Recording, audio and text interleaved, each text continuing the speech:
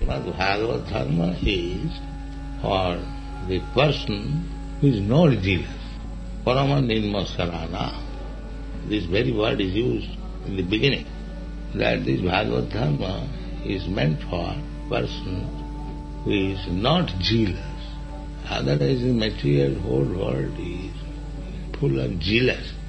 Even during the time of Krishna, there was Poundra out of jealous. And there are so many. Beginning from Krishna's birth, the Asuras are jealous. How to kill Krishna? This is the whole nature. Even in the heart planetary system, the jealous is there.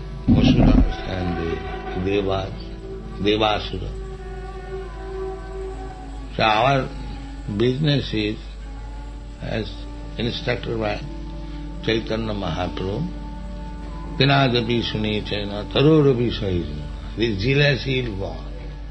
Therefore one has to learn how to tolerate jealousy.